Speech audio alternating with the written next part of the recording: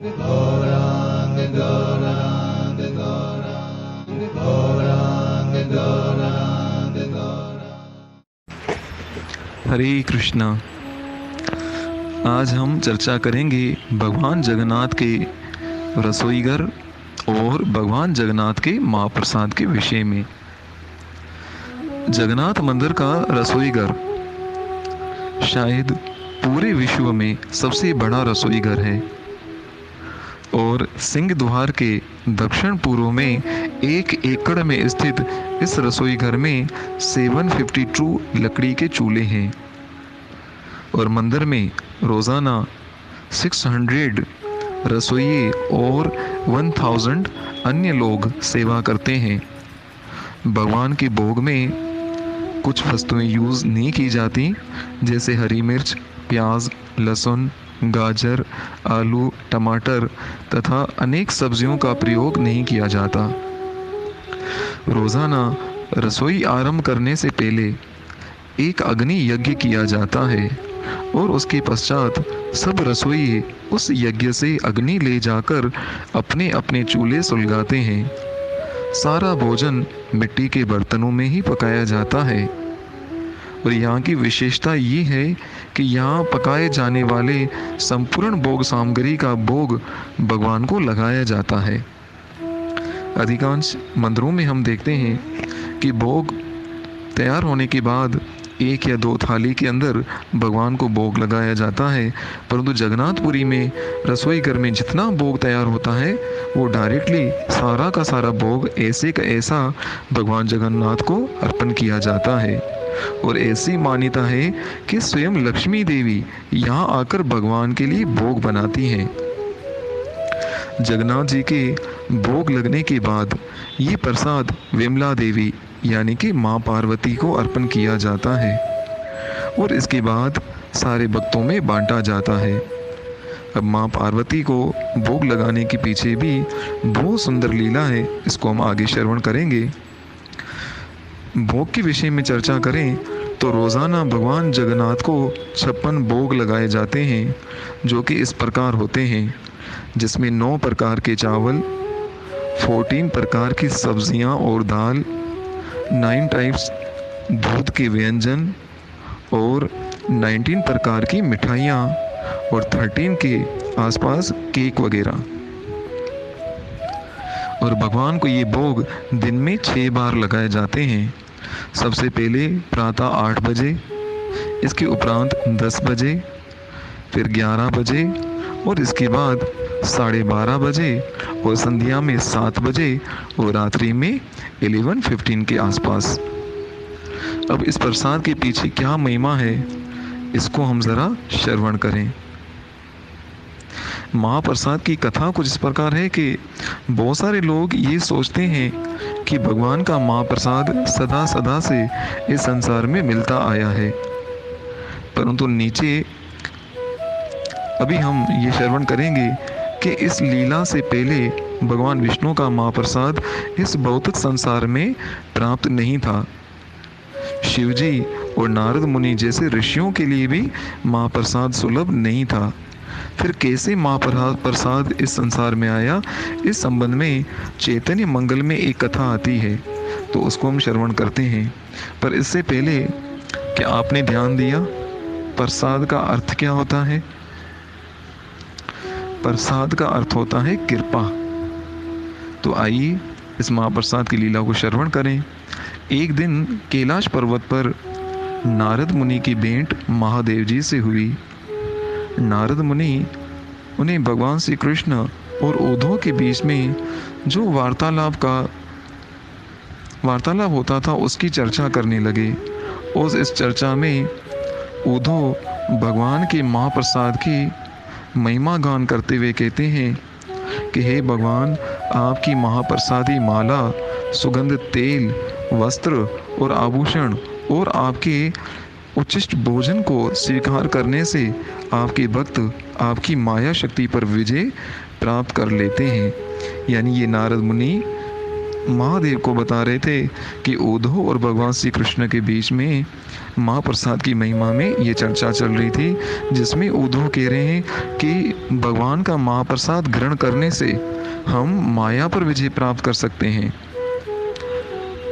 और हमारी बुद्धि भगवान के भजन में और भगवान के प्रेमामयी भक्ति में जल्दी से लग जाती है। इसलिए कहते हैं ना, जैसा अन्न तैसा मन, जैसा आहार तैसा विचार। आज अगर लोगों की बुद्धि बिगड़ी है तो उसका कारण मात्र एक ही है कि उनका आहार बिगड़ा है। जितना आहार शुद्ध होगा इतना हमारा जीवन सुखी होगा, क्योंकि आहार से ही हमारे विचार बनते हैं और विचारों से ही हमारे कर्म बनते हैं। तो हमारे विचार पवित्र होते हैं भगवान को अर्पित किया हुआ प्रसाद ग्रहण करने से। तो इस प्रकार नारद मुनि ये चर्चा कर रहे थे। तो नारद मुनि कहने लगे कि हे कैलाशपति, कि ये सुनकर मेरे हृदय में भगवान विष्णु का महाप्रसाद चखने की तीव्र उत्कंठा जागृत हुई। नारद मुनि कह रहे हैं कि जब उद्धव के मुख से भगवान श्री कृष्ण के अर्पित महाप्रसाद की महिमा को मैंने श्रवण किया तो मेरे मन में भी ये इच्छा हुई कि मैं भी भगवान का उच्चिष्ट भोग यानी कि प्रसाद प्राप्त करूं। तब इस आशा से मैं वैकुंठ गया और जी जान से माता लक्ष्मी की सेवा करने लगा। 12 वर्षों तक सेवा करने के बाद एक दिन लक्ष्मी जी ने मुझसे पूछा, नारद, मैं तुम्हारी सेवा से अत्यंत प्रसन्न हूँ, तुम मन चाहा वर मांग सकते हो, तो तुम कोई मुझसे वरदान मांगो।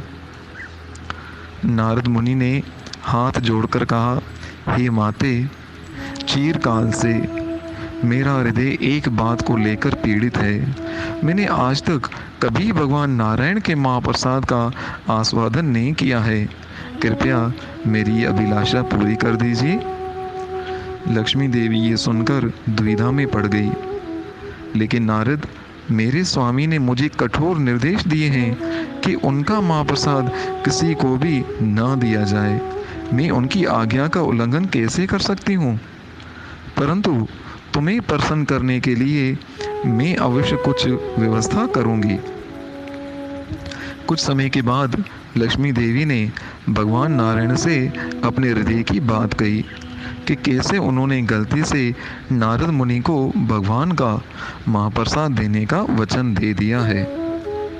भगवान नारायण ने कहा कि हे प्रिय, तुमने बड़ी भारी गलती की है, परंतु अब क्या किया जा सकता है। तुम नारद मुनि को मेरा महाप्रसाद दे सकती हो, परंतु मेरी अनुपस्थिति में। नारद मुनि ने आगे कहा कि हे महादेव, आप विश्वास नहीं करेंगे, महाप्रसाद के मात्र स्पर्श से मेरा तेज और आध्यात्मिक शक्ति 100 गुना बढ़ गई। मैं दिव्य भाव का अनुभव करने लगा और अपनी वीणा बजाते बजाते तुम्हें पूरी कथा सुनाने यहाँ आया हूँ। हे नारद, निश्चित ही तुम्हारा तेज अलौकिक है। दुखी होकर डांटते हुए शिवजी ने कहा, परंतु तुमने ऐसे दुर्लभ महाप्रसाद का एक कण भी मेरे लिए नहीं रखा, कैसे मित्र हो तुम? लज्जित होकर नारद मुनि ने अपना सिर झुका लिया, परंतु तभी उन्हें स्मरण हुआ कि उनके पास अभी भी थोड़ा महाप्रसाद बचा हुआ है। उन्होंने तुरंत उसे श्री महादेव को दिया और उन्होंने अत्यंत सम्मान पूर्वक उसको स्वीकार कर लिया। और उस महाप्रसाद को खाते ही महादेव जी कृष्ण प्रेम में मदोन्मित होकर नृत्य करने लगे। उनकी थिरकन से पूरा कैलाश थिरकने लगा और पूरी पृथ्वी भी कंपायमान होने लगी और संपूर्ण ब्रह्मांड में एक खतरा उत्पन्न होने लगा।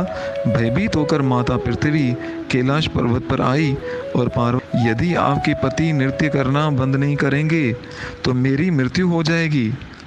इतना ही नहीं, संपूर्ण भौतिक जगत का विनाश हो जाएगा। कृपया कुछ कीजिए, महादेव को आप रोकिए।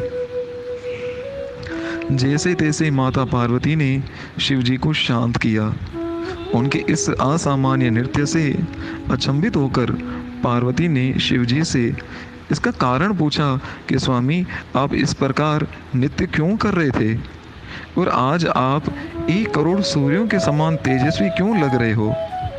मैंने आज तक आपका ये रूप नहीं देखा। महादेव कहने लगे, देवी मेरे सौभाग्य की बात सुनो। शिवजी ने कहा, आज देवऋषि नारद ने मुझे भगवान विष्णु का महाप्रसाद दिया है। यद्यपि सारे वेदों में उनके महाप्रसाद की महिमाओं का गान किया गया है, फिर भी वो अत्यंत दुर्लभ है। भगवान कृष्ण के महाप्रसाद में उनके होंठों की मधुरता मिल जाती है। महाप्रसाद प्राप्त करके मेरा जीवन धन्य हो गया है और मेरे असामान्य भाव और तेज का यही रहस्य है। अपने पति के शब्दों से माँ पार्वती थोड़ी उद्विग्न हो गई, नाराज हो गई और परेशान पार्वती ने कहा, मूर्खतावश मैं सोचती थी कि आप मुझ पर अपनी कृपा रखते हैं और आपने मुझे अपनी अर्धांगिनी स्वीकार किया है, परंतु आज आपका झूठा प्रेम उजागर हो गया है। आपने मुझे धोखा दिया। ऐसे दुर्लभ महाप्रसाद को प्राप्त करके आपने अकेले ही उसे खा लिया और मेरे लिए एक दाना भी नहीं रखा। महादेव कहने लगे, हे पार्वती, गिलानी से भरे शिवजी ने कहा, वास्तव में मैं ऐसी दुर्लभ संपत्ति को प्राप्त करने के लिए तुम्हारे अंदर अभी वो योग्यता नहीं देख रहा। बस फिर क्या था, महादेव जी के क्रोध में जैसे किसी ने ईंधन डाल दिया हो और उन्होंने कहा, क्या आप नहीं जानते कि मेरा एक नाम वैष्णवी है, क्योंकि मेरे अंदर भगवान विष्णु के प्रति अगाध भक्ति है। अब सब लोग ध्यानपूर्वक सुने। आज से मैं प्रतिज्ञा करती हूँ कि अगर भगवान नारायण मुझ पर अपनी करुणा दिखाएंगे तो मैं प्रयास करूँगी कि उनका महाप्रसाद ब्रह्मांड के प्रत्येक व्यक्ति, देवता और यहाँ तक के कुत्ते और बिल्लियों को भी प्राप्त होगा। आश्चर्यजनक रूप से इसी क्षण भगवान विष्णु पार्वती देवी के वचन की रक्षा के लिए वहाँ प्रकट हो गए। उन्होंने कहा कि पार्वती देवी, तुम सदैव मेरी भक्ति में संलग्न रहती हो। तुम्हारे बिना भौतिक सृष्टि कार्य नहीं कर सकती। संपूर्ण विश्व तुम्हारी और तुम्हारे पति की पूजा करता है। तुम दोनों मेरे शरीर से अभिन्न हो। मैं स्वयं पुरुषोत्तम क्षेत्र यानी जगन्नाथपुरी में प्रकट होऊंगा और ब्रह्मांड में हर जीव को अपना महाप्रसाद प्रदान करूंगा। और आज भी जगन्नाथपुरी में भगवान जगन्नाथ को भोग लगाने के पश्चात उनका महाप्रसाद सबसे पहले विमला देवी यानी कि माँ पार्वती को अर्पण किया जाता है।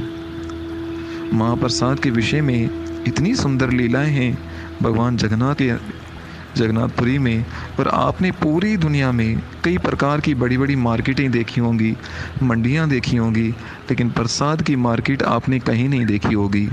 और ऐसी मार्केट मात्र आपको जगन्नाथपुरी में दिखेगी, जिसको आनंद मार्केट कहते हैं, और जहां भगवान जगन्नाथ के इतने स्वादिष्ट प्रसादों की बहुत बड़ी मार्केट है, जहां से भक्तगण भगवान जगन्नाथ के प्रसाद को प्राप्त करते हैं और अपने अपने परिवारों के लिए उस महाप्रसाद को भगवान की कृपा स्वरूप लेकर जाते हैं।